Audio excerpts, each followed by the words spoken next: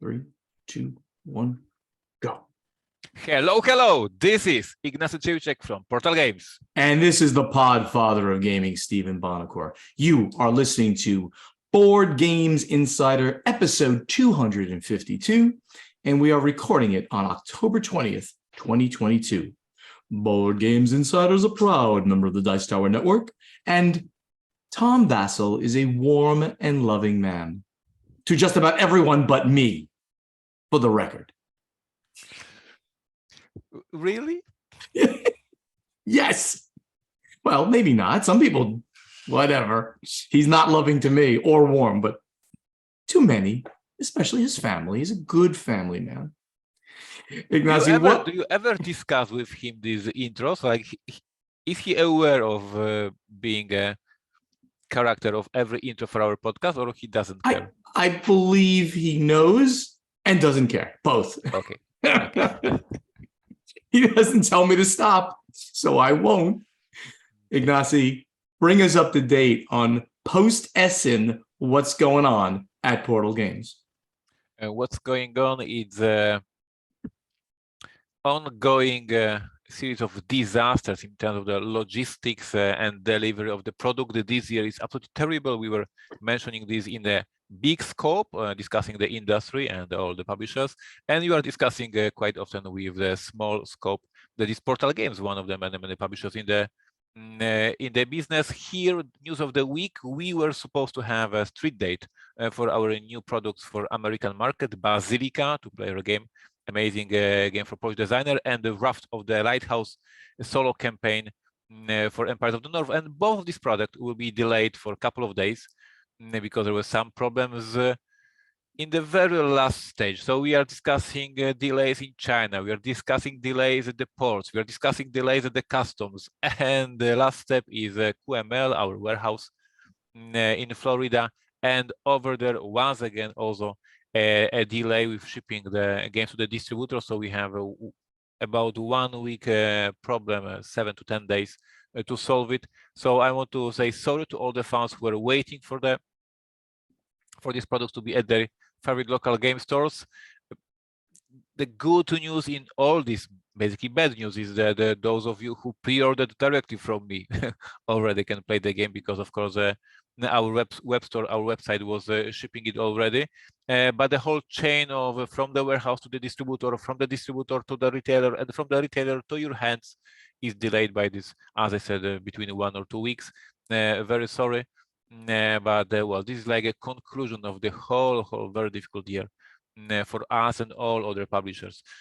So this is bad news of the week. But I also have a great news of the week. Last week I was complaining, as I always do, on low ratings of 11, our new Essen release, because backers were not happy with the delays and they were giving us a very short, very low rankings. What happened? Due to that, our game 11 is now extremely high, is one of the highest games in the special geek list, that is Board Game Geek Climbers ranking tracker. Yes, climber ranking, because it started with very low rank because of the low rankings, and now when people bought the game at Essen and play, when the backers get the game and played, the ranking is very high because they love the game. So immediately from the very low ranks, it just rocketed very high, because the average ranking right now, as we check, 8.5, so the very high grade on Board Game Geek. That's fantastic. From these very low grades, just because of the disappointment customers, and now we have happy players who actually play the product. So we are in a very good mood for 11. I like to thank everyone who bought the game and who spent their time to log into Board Game Geek and gave us a rank. That's fantastic. It helped us a lot, and it made us so happy that we see that now is a true ranking. Now, and this is basically the people who picked it up in Essen, right? Because Correct. You haven't started. And backers in Europe.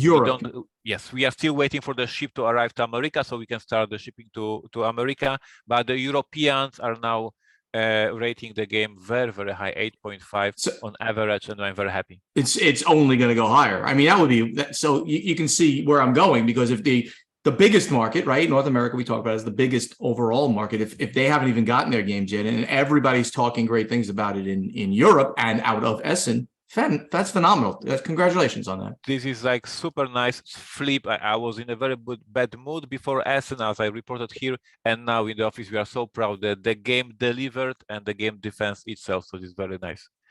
For the segment pre-orders and street dates, I'm done with giving these street dates. I'm so done with all these delays. So guys, go to your local game store, ask for the product from Portal Games. Hopefully we have some street dates these upcoming weeks, but it is a mess these days. And what's happening at HQ, what's happening here, I'm playing, and guys, if you follow me on Twitter, you can see because I'm posting videos and photos, I'm playing this product. I'm showing it now to a YouTube channel, Podfather of Gaming, Raft of the Lighthouse. So I was helping a little bit, but not too much. I want to be honest. Like with this, I was just a little bit involved. This is expansion for the game designed by Janaki Janka, and now the expansion is released. And I said, I'm going to play the final product, the final version. I will have fun with these final components and etc. And every single day, I'm playing one short game of this campaign. I played for the 3 days right now. I'm having a blast. So guys, first of all, strong recommendation from me. I'm having honest blast playing this campaign. And you can follow me on Twitter and see my low scores or bigger scores. Or sometimes I lose, sometimes I win. So it's fun. So you can follow me on that. And that leads me to the small change I want to introduce to Portal Games Facebook page. So guys, if you're on Facebook, if you use Facebook, if you follow Portal Games, please pay attention because we are doing some small changes. I will be spending more time writing game reports, game sessions, more about the gaming, less about we have a special offer, less about we have discount, more about, hey, we are designing this game, this is how it works. Hey, I just played this game, this is how it works. So I want it to be more about the gaming. So please check out Portal Games Facebook page and comment, put us likes or dislikes, put us some comments if you like the changes I'm introducing in these days. And the last thing was happening, and is amazing, obviously, playing many games that we brought from Essen. As you guys remember, Steven was doing it every year back then when he was bringing all these samples from America and spending the whole weekend playing them with his friends. The same is happening here. We brought so many samples from different publishers from Europe and America, and now we have to play test them and decide which of these games we want to bring for the Polish market. So basically every day I'm playing games, which is freaking amazing these days.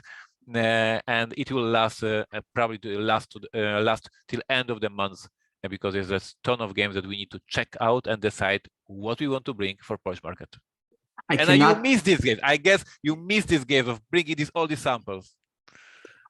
At the Podfather of Gaming here, I cannot tell you how happy I am not to have to play all of the games I brought back as samples from Essen, right? So I brought back the games I wanted to buy, right? I bought 10, something like that. Not a tremendous amount. I brought a bunch of games back. I had plenty of room in my luggage. It was great.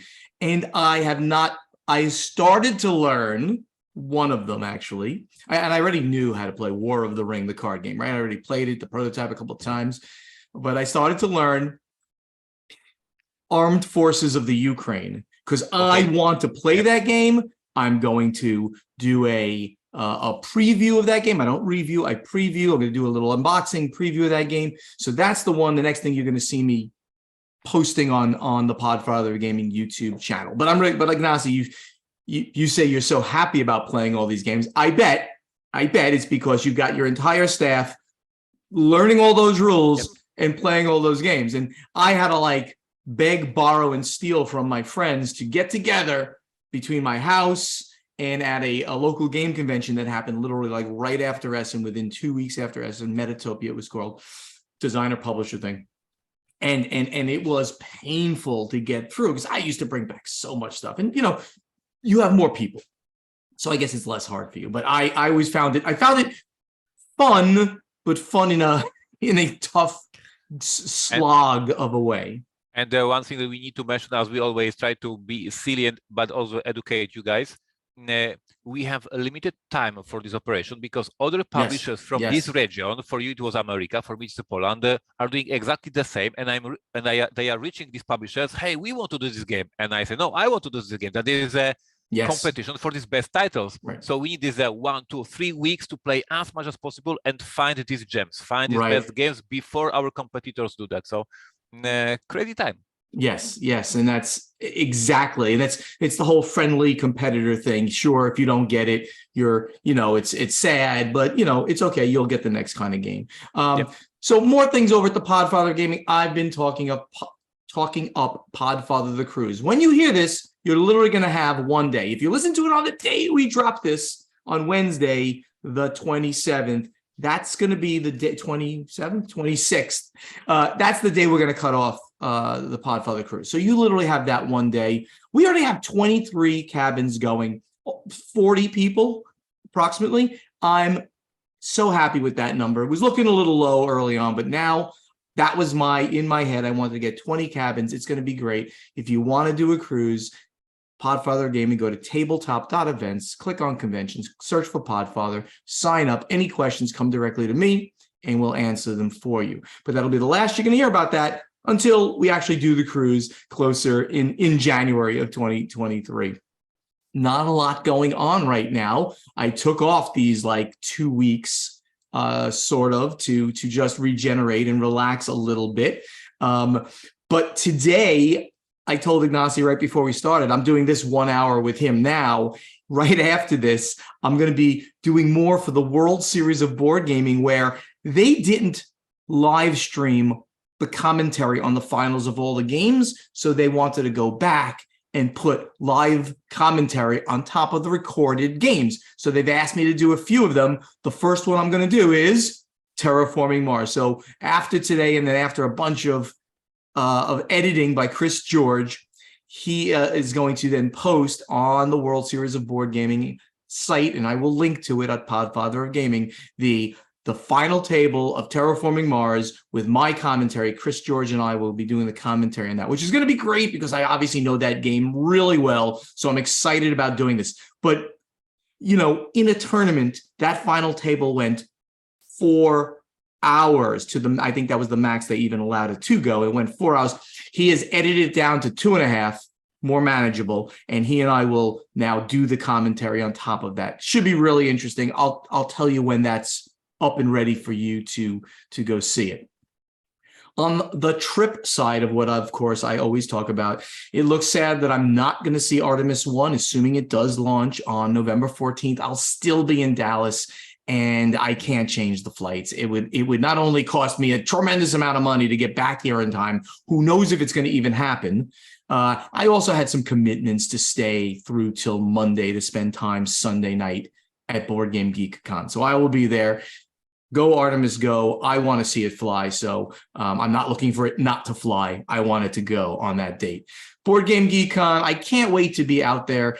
Just one of my favorite cons of the year. I talk about my favorite cons, and it's pretty easy. It's Board Game Geek Con in its 2 incarnations, and Dice Tower Cons, East, West, and the Retreat. Those are my favorite moments because you get to game a lot and you get to socialize just as much. So really, for anybody out there who's going to be at BGG Con November 9th through 14th, and you see me, please say hello. Please, let's play a game. Please, let's get a meal or a drink. It will be so much fun hanging out. Center of Dallas now, not by the airport. So you got so much stuff to do right there. Really looking forward to it. And then a little while later, just another few weeks later, we roll to PAX Unplugged, where that's almost like becoming a big industry event. Like everybody is showing up there now. Even more of my friends and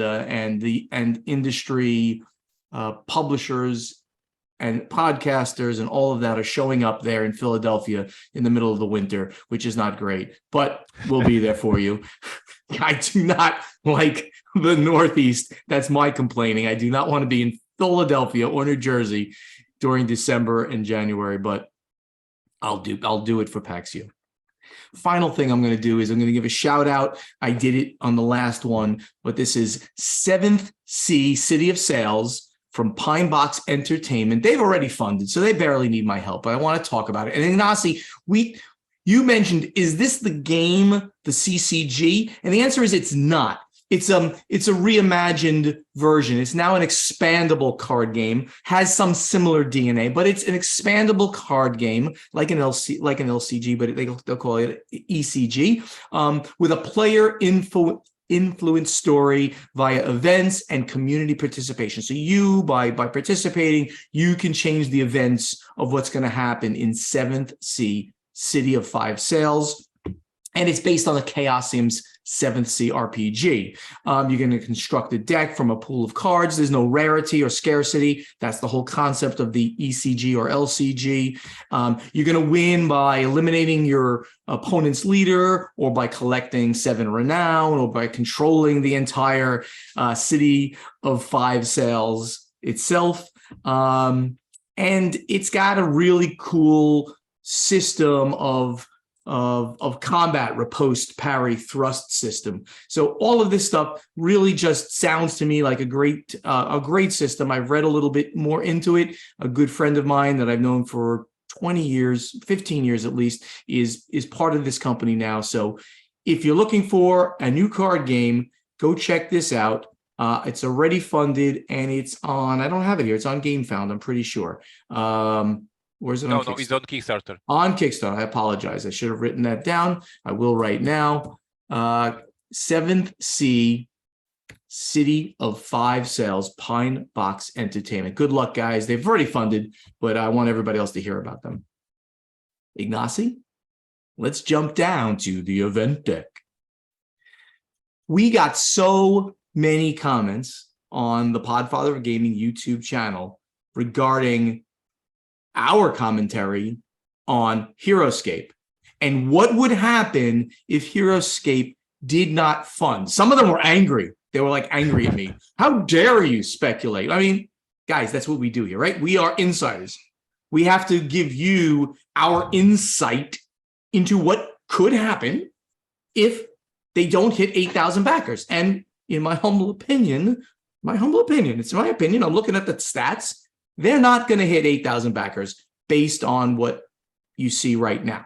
So they need 8,000 backers on their proprietary platform, HasLab, to get the funding goal. And it says there, if we don't hit the required number of backers, we will not charge your credit card because we're not doing the game. That's the party line. That's the company line. However, Ignacy, my opinion, what is Hasbro going to do if they don't hit 8,000 backers? A, not do Heroscape at all? I just don't believe that. All right. I don't believe that that would be whatever. They've got tons of money already invested into this. There's obviously demand to bring it back. So I don't believe that that's going to be it. Do they just do it anyway, saying, well, we're going to do the game, and if you want it, you can now just pre-order it. So the same people who would have backed it just do a pre-order for it. And maybe they even say this would be a little shady, but you know, business is business. They might say they did hit the 8,000 backers and do the game, right? It's their platform. It's not like Kickstarter or GameFound or BackerKit. They can say anything they want. They just change the number in the background every day, a little bit more, and they get to 8,000 backers. But they don't have to. They could just do it anyway, and you do a pre-order instead. Or will they relaunch the campaign with a lower buy-in that's not $250? You know, and you can just buy the factions. You can just buy the terrain, which is what people are complaining about, allegedly. They're complaining that this all big package is hurting people who have the game already because, well, they have enough terrain, so they just want the factions. So, Ignacy, what do you think is going to happen? I think some of that marketing will be fired and they will do the game anyway. So you don't think they're going to relaunch the campaign? They will blame once again, speculation. My gut feeling is they will blame marketing for terrible campaign, which is true because I saw no single ad for this game, and I'm a board gamer. I'm possibly the customer, so they will blame marketing for not running ads, not running a right message to the customers, and they will do the game anyway. Without doing another campaign, they'll just put the game out. Do you think they'll put the game out as is. Just it's called Age of Annihilation. They'll put out that $250 box that way. My gut feeling, everything is ready. My gut feeling is that they have this product and the whole campaign is just like a marketing event. Marketing event didn't work, so they will fire somebody and they will move on. Very Slavic prediction. I like it. So I have it on good authority that they will do it one way or another. I don't know how they will do it. I don't know that anybody at the level that I would be talking to somebody knows what's going to happen. But I think that they will do it. I'm going to go out on a limb and say, we listened to you, we heard you, we're going to relaunch this with different factions that you can buy individually, or you can buy the terrain. So you can pick and choose the stuff you want from the game. And guess what? It's still going to cost you $250 if you buy it all. Maybe it's even going to cost you more, but it'll help people say, you know what? I just want those factions. Hell with the terrain. I just want the factions. I use all my old terrain, something like that. Or people will buy the factions I own. I don't know. This is speculation. We're not dissing anybody here. I'm not dissing Hasbro. I'm not dissing the product. I want Heroscape. So it's just an interesting mental exercise we're doing. So good luck to them and good luck to all the fans, because I think it's a great project. For our listeners, we need to state very clearly, the reason for this podcast is not Ignacy learning English. It is having some speculations. Like, this is what we do here, not me learning English. It's us commenting on what we see in the industry. And Ignacy still has not learned English, and I don't think I have either after 8 years. So a little sad news in the industry is that the founder of the Dutch publisher 999 Games, his name is Michael Bruchema, he passed away.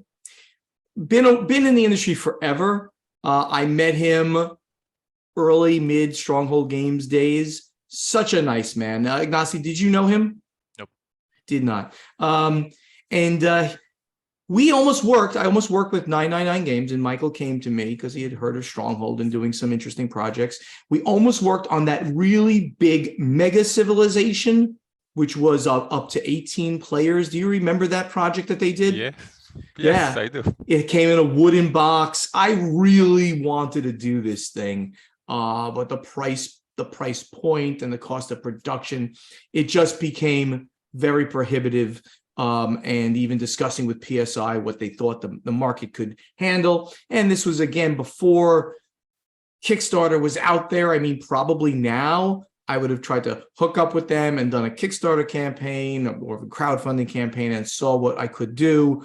I've seen Mega Civilization played with 18 players, and it goes on forever. It's a really long game as well as a big game. You can call it a weekend game. You'd play this, it would take 2 days to play it, playing all day. That's how big it is. I saw this game being played both at the Dice Tower Con, and it was, like, as you mentioned, the long hours. And I saw this game played at the Alan Moon's Gathering of Friends, and they played for the whole weekend. Like, this is insane. And we need to thank, in this case, Mr. Michael, but for all publishers, that they are sometimes going something totally crazy, going maybe not super business-wise decision, just doing some project they love. Yep. And these gamers have done a blast. So right. Thanks. And that's what Michael did. So I've treasured my very short, not deep relationship with Michael. A really nice man. Rest in peace, Michael Bruchema from 999 Games. Yes. An interesting article came out on ICV2, and it was about, are we entering a new era of conventions? And it was talking about, are we going to get back to even the size of conventions that we ever had? And this was by Robert Salkowitz, and he does articles there all the time. And he brought up a couple of reasons why maybe we're not going to get back there anymore. And I disagree with the general premise that that's where we're headed, to the not getting back. But he brought up some interesting ideas. He said, maybe after what we did with the pandemic, maybe there will be no more FOMO, fear of missing out, because a lot of people did miss out. And they were just as happy sitting at home, Then gaming with their friends and buying the game, reading the stuff, what's going on and stuff like that, and just buying it. So that's one of his premises, that maybe that's not going to be the case. Maybe there is that good enough is better than nothing at all. So in other words, we just get to a certain point and we're happy with that. And we don't have to have back to the 70,000+ Gen Con and the 200,000+ Essence. Maybe good enough. What we have is enough. And the other thing that he mentions is the end of peak geek, or just a new beginning, and the way that we have grown, as we called it, the golden age. I mean, there has to be maybe a top, and then we're not going to continue growing the market or the physical events or everything. We're there, or are we just starting again? Or is this just going to be another rise? So this is a very interesting article in general. I think we're going to continue from where we were, assuming world events don't affect us adversely again. COVID not going away, or at least not dissipating to a certain extent. An expanding European war, a war in Asia, all of these things. I think we're going to go back and continue back up from the now 80 to 90% of where we were to back to 100 and thereon. Ignacy, any commentary on this? Yes, I'm absolutely certain that we are growing. The community will grow, and the whole geek sphere will grow. We are reporting every couple of episodes about some big event that is once again bringing us geeks to the highlight for this whole community. So right now, trending on Netflix is Cyberpunk anime. I don't know if you already saw it. Back then, when you were younger and when I was younger, Cyberpunk 2020 was a niche role-playing game, probably sold in 5,000 copies. Now Netflix is doing a show, right, about this game. Lord of the Rings, back then we were just geeks who read the book. Now you have Amazon Prime doing the show for that. Like, this is a time for the geeks, and we knew conventions. We were going to conventions. Now more and more people are discovering, whoa, this is something like convention. I can go, I can see cosplay, I can meet a famous writer. So yeah, I'm super positive and super not Slavic. A convention will just are growing and growing and growing. Agreed. So here's one that I really love. People sometimes will say to us, like, why do you talk about Hasbro so much? They're so like at least half the company is not even part of hobby gaming. But now we have Renegade Games, obviously deeply a hobby game company. They've announced that they're in negotiations with Hasbro to license, get ready for this, Axis and Allies, Diplomacy, and more through their expansion of their partnership, which they have had with other licenses that they've gotten via Hasbro. So Renegade Game Studios announced that they are in negotiations to license all of these games I just mentioned, and the expansion of the partnership will allow Renegade to publish certain Avalon Hill brand games, including Axis and Allies, Diplomacy, Squad Leader. Does that include Advanced Squad Leader? Probably not, but I'm going to just throw that out. And Robo Rally for the hobby, mass, and specialty markets starting in 2023. The plans also include the launch of a new website and world championship for Axis and Allies, and a reprinting of Robo Rally and Diplomacy headed to retail soon.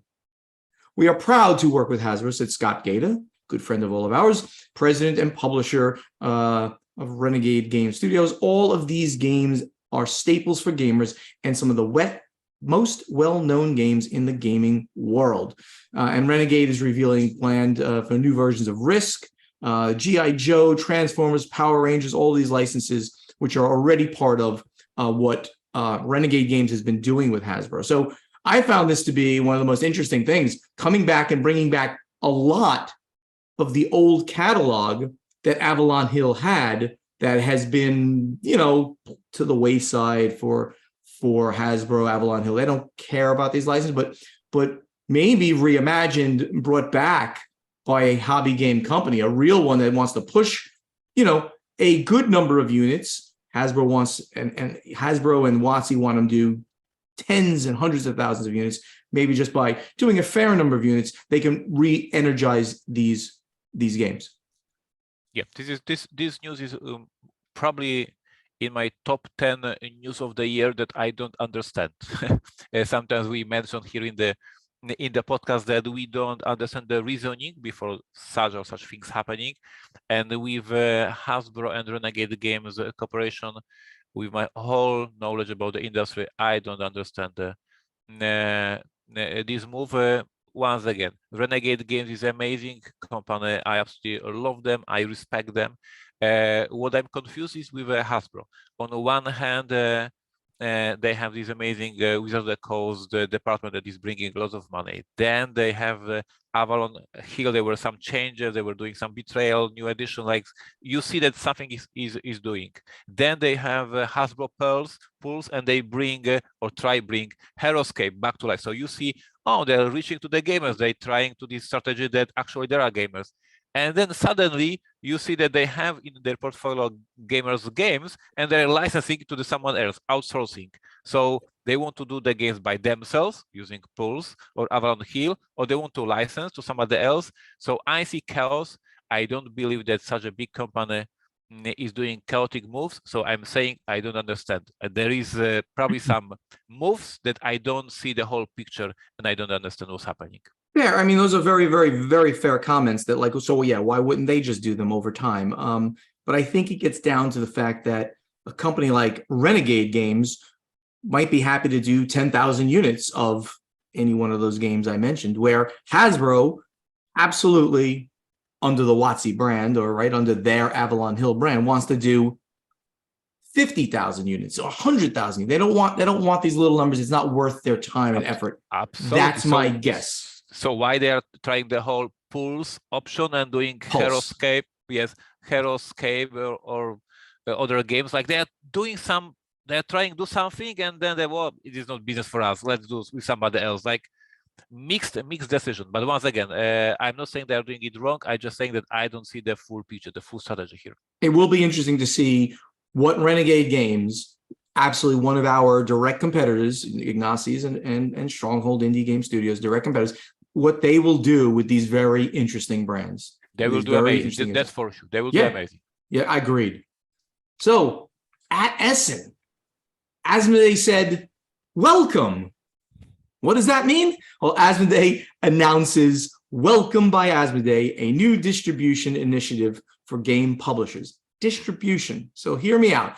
Welcome was created to help game publishers by giving them a one-stop shop point of contact within Asmodee to help develop custom solutions for distribution needs. Publishers will be able to pitch their games for this initiative via Welcome's website, and publishers with established titles will be eligible to enter a licensing or distribution agreement with Asmodee that includes translation and localization services through Welcome. The Welcome initiative will be headed by Adrian Riau, who commented on the announcement. Quote, Asmodee has built a robust organization of studios that publishes some of the world's best games, said Adrian Riau, head of Welcome Asmodee. With Welcome by Asmodee, we will highlight the up-and-coming successes and make it that much easier for companies to connect and operate with our global network of distributors. Welcome will be based out of Asmodee's global headquarters in France, and game publishers seeking to connect with Welcome can find information through their local regional headquarters.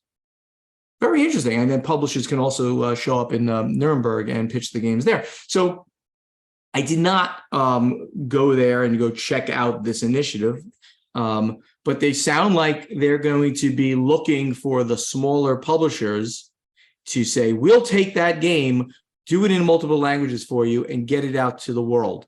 I'm interested to see how this really takes shape. Obviously, this is another initiative by Asmodee to kind of do what we all do at this time of year, right? Look at these smaller games and get them into our catalog. They're going to say, okay, we'll be a one-stop shop for you. Send it to us. If we like it, we'll get it out in all the languages for you. Commentary? Yeah, this looks like a superior version of PSI. Like we mentioned many times, that PSI is like a master distributor for America, and you can sign with PSI and they will distribute your product to all the different distributors. and Amazon, etc., etc. And here the welcome says we'll distribute you in America and in France, in Spain, in Germany, and other countries, like because we have network globally. So this is like a one bigger step even than signing with PSI. I can just quote myself from 2016. Asmodee is a monster. Asmodee is eating like a Pac-Man every other distributors, and they will just getting bigger and having better offers for everyone. I think I might do some research to see kind of what they're offering people there. I mean, they must mention some of the things. I'll try to dig a little deeper into this. So it's a very interesting concept that they're going to be offering people. Ignacy, it's time to go to strategy and tactics. Again, I'm going to mention to everybody, we are running out of questions. Everyone's complaining. It's taking you years and years to get to questions. And now we have very few questions left. So you might want to go to the guild, add questions, because we won't have them soon. Michael Pistiolis, who's MG Pistol, he asks, do you think that the current shipping crisis, which is still on, but he asked this a year ago, will affect where companies publish games? And we've talked about this one. Will we start to see more games published in the US or other countries, or is it still more cost effective to manufacture in China regardless? And Ignacy, we've talked about this quite a bit. The answer is China still becomes the point where almost everybody has to publish because everybody has to print, that is, because they have such a low cost to do it. Now, there will be people in Europe that will be able to print in some of the lower cost factories. Czech Republic, right, is one of them. Some in Poland. There's quite a few printers in Poland. We talked about many of them at basically like 1 or 2 episodes ago. But Ignacy, do you see any push to move production out of China? No. We still see here at Essen this year the biggest and the most spectacular booth next to the Asmodee. I mean, the second after the Asmodee was from the manufacturer from China. I don't remember the name, so I don't want to butcher the name, but it was a super spectacular booth, and I was checking what this is, and this is a manufacturer who was presenting the offer for the publishers. And there is plenty of manufacturers from China who are coming to the shows right now, presenting their offer, presenting games that they published. And I would say that even with this logistic hell, market in China is growing. It's not getting smaller. It's growing. They are getting more and more Kickstarters done. More and more publishers are doing games over there. I'll mention the company. I think I even did a little bit of a video of what they had there. Okay. They're eStar, EASTAR. Exactly, yeah. They had the most. It was amazing, right? They had the most spectacular booth at the entire show, and that's saying a lot because we're talking hundreds of thousands of square feet. I don't even know how many square feet that they have now put in the halls of Essen and have sold to people. It was not only because of it how well it was structured, their lighting and their colors. They had a consultant who said, this is what you want, and it was beautiful. A beautiful marketing effort by eStar, and I did speak to the president, whose name I can't remember right now.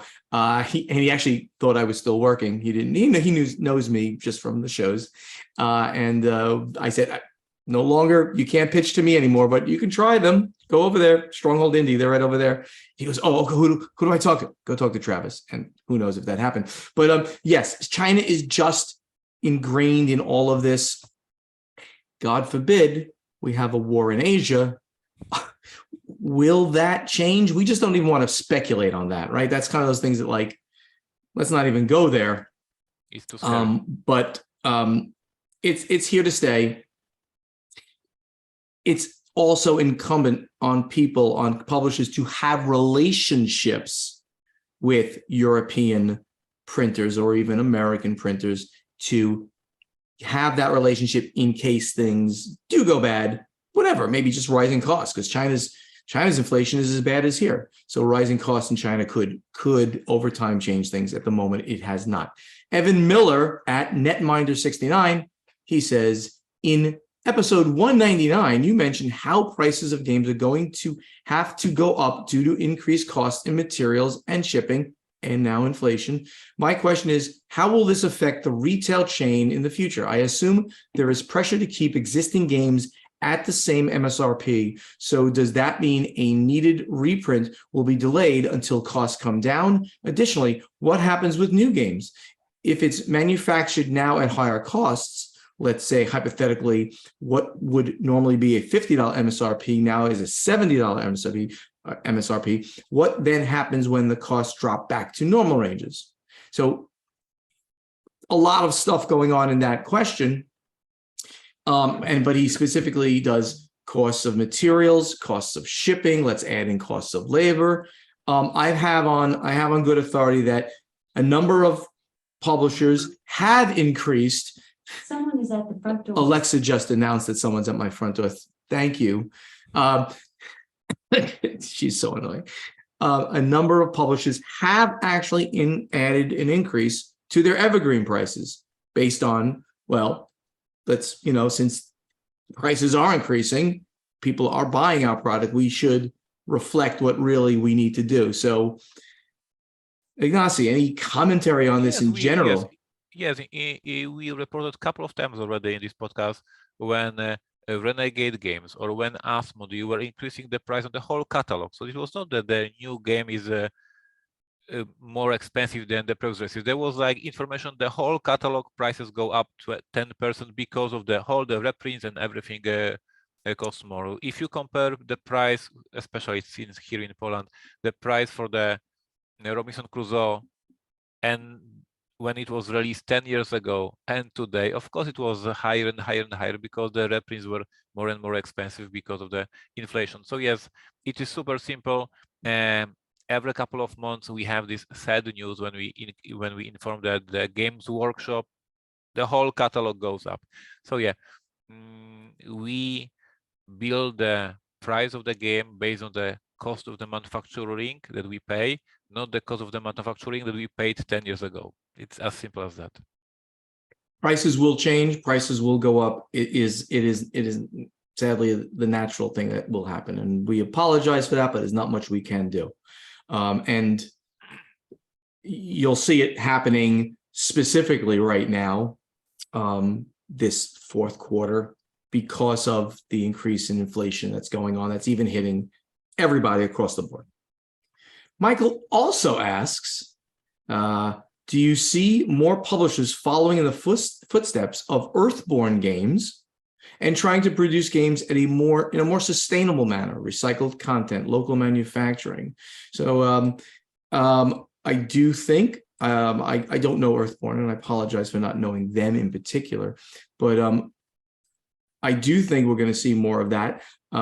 Companies will be able to put certain things on their games to indicate that they have taken steps to reduce the amount of material that is not recyclable. But remember, most pieces of games actually can be recycled, right? That's a good thing, right? Can't recycle the shrink wrap, and there's one piece. Any plastic in there probably will not be able to be recycled, even though you do recycle some plastic. This is not the plastic that can be recycled. I do think we'll see more. It's just not going to be led by the smaller hobby game companies. I saw last year in Essen one German company that was having a small line of they were calling, like, I think, green games, and that was their evergreens, but produced without the plastic. And I think this will be a trend, especially in Germany, and it is very important over there these days. But it takes a lot of time to slowly change the way how we think, how the game is produced, what we can change in the product. The big news in Poland a couple of months ago was when Ravensburger entered the Polish market, and we have now Ravensburger Poland, and their games entered the market being without the, you call it shrink, when it is like a shrink wrapped, yes. Yeah, and they were not. They were like without that.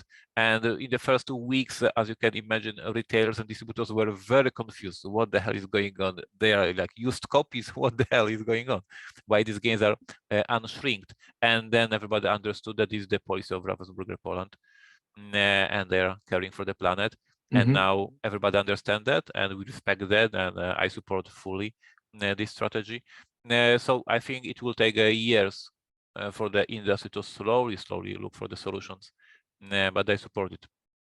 Very good. Let's get over to playtesting. So last week, I asked everybody, why do you play board games? Surely there are several reasons, so please rate some of the reasons from 1 to X and explain if you'd like. So Ignacy, we actually got a lot of bullet points, and some people just went on and on and on in a paragraph. Anything that stands out to you that you want to call out?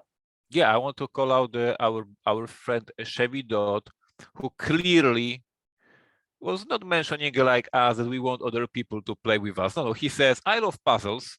Games are a series of puzzles to solve. And then he said, I love exploring systems. I like figuring on how or why things work. So basically, he could play solo games and he would be funny. Chevy, you disappointed us with your answer. But on a serious note, I absolutely understand him. And I know there's so many gamers who love to play new games and the new game and the new game and the new game, and they are not about the replayability in the games. They're about the exploration and finding new systems and the new games and new rule mechanics and how this game can surprise me. And Chevy is like them. He wants to play a new game every time because he wants to learn new interesting rules and twists. Very cool. Anything else? No, now it's your turn. Now it's my turn. Okay, so I'm going to go by my strict thing where I said list them in like 1, 2, 3 and tell me about them. So I'm going to pick 3 of those. And Linda Baldwin, good friend of mine back from New Jersey. 1, pure enjoyment. I can't explain why, but I've enjoyed immersing myself in games from early childhood and never went away. 2, keeping my brain active. I spent an extensive time in the hospital several years ago. I still remember that, under heavy sedation, and games were the single best way of turning my brain back on again. 3, those lovely shared experiences and memories. 4, easiest way in the world to make friends, especially if you're shy. Peter Haroldson, number 1, it's a great way to hang out with my friends. 2, I prefer medium to heavy Euro games, so usually our game nights become a battle of the brains. Love it. 3, but I also like games that are silly fun just to have a bunch of laughs with my friends. And 4, it's a bit of an escape from the day-to-day stuff I have to deal with.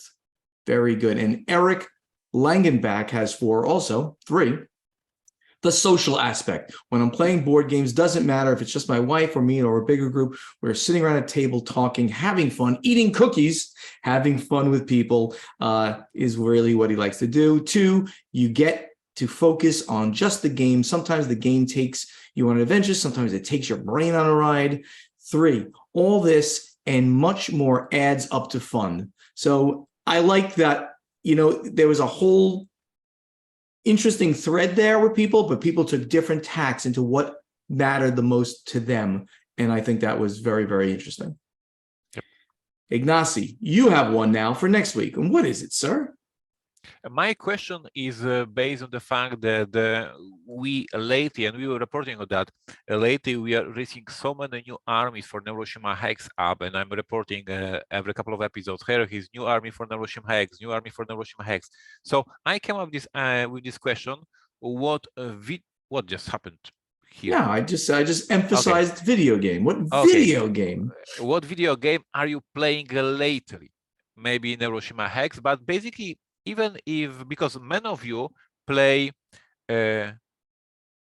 video game version of the board games, like Root video game, Neuroshima Hex video game, Race for the Galaxy video game. So which of these you play, or maybe you play other video games that are not from our industry and you want to recommend.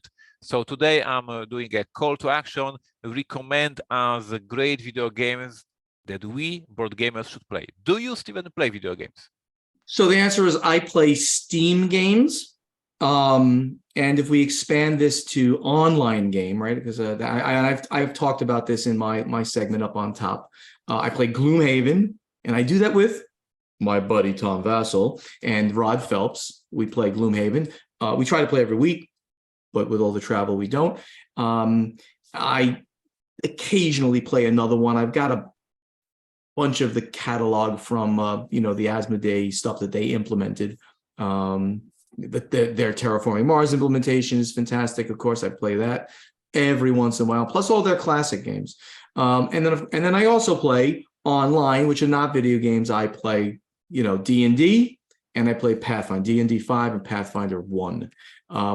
So that's my online experience. And sure, I do love playing those. But of course, my love is to sit around a table with friends more with a glass of wine.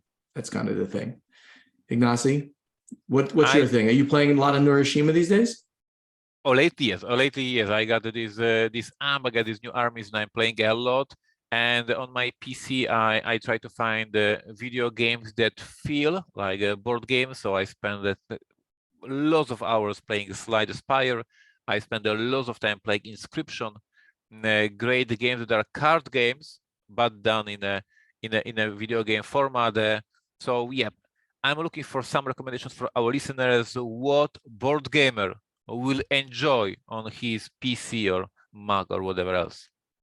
Very cool. That's a great question. So right now, Ignacy is going to create a thread in our guild on Board Game Geek. So go there, find the play testing thread for this question, and post your answer to it. And while he does this, I don't see you copying and pasting yet, Ignacy. Let's get this thing going. I'm on it. I can see when he does it. So a little behind the curtain scene there. Let's get over to final scoring. Thank you all so much for listening. Help us spread the word about this podcast and maybe win the Golden Geek Award for podcasting by telling your friends to download Board Games Insider wherever they like to get their podcasts. Or now watch Board Games Insider on the Podfather of Gaming YouTube channel. To ask us questions for our strategy and tactics segment, we need more questions. You must post them in the correct thread in our guild on Board Game Geek. To answer our question to you from our playtesting segment, also go to our guild on Board Game Geek and look for the thread with this episode's question. Board Games Insider has a Facebook page, so please like us on Facebook. Also on Facebook, please like Ignacy's page and Steven's page, which is /PortalGamesUS and /PodfatherGaming. The websites are portalgamesus.com and podfathergaming.com. Go there, sign up for the newsletters, and get up-to-the-minute information on what's happening at Portal Games and with the Podfather. Social media, you can find Ignacy and Steven on Twitter at portalgamesus, also Instagram, and at podfathergaming. Go there, please, and talk directly to us. On YouTube, the channel names are Portal Games Movies, Portal Games Gameplays, and The Podfather of Gaming. On TikTok, Portal Games US. We hope to see you soon at one of these upcoming conventions in the end of 2022 or in 2023. Board Games Insider was professionally edited by Matthew Jude from This Game is Broken podcast and another amazing podcast. If you'd like him to edit your podcast, please contact him on Twitter or email at thisgameisbrokenpodcast@gmail.com. That great voice you hear doing our intro, outro, and in-between segments is that of Ray Greenlee. He can be contacted to do voiceover work at raygreenleevoiceover.com. Ignacy, what do you got going on here? I see you type something here. What's happening? Yep. There is a nice surprise for those of you who like my writing. I remind everyone I published 2 books in English back then, Board Game Tale Stories. A new project will show up online in upcoming days, maybe even this week. We are finishing, but there is a brand new website, a brand new project. So stay tuned. Of course, I will share the details on my Twitter account. So find me there. And yes, I'm not saying that the 3rd book will be released soon, but at least something is moving. So this is a good news for all of you. I haven't been approached to write a chapter for your book yet, so I'm expecting. Not yet. Yeah. Expecting to get a letter in the mail, certified mail, delivered by a courier who hands it to me on a plate. That's what I'd like. You can do that, right? I will talk to my publisher, yes. All right, that's it for this week, everybody. Thank you so much for listening or watching. We'll see you next time. Take care. Bye.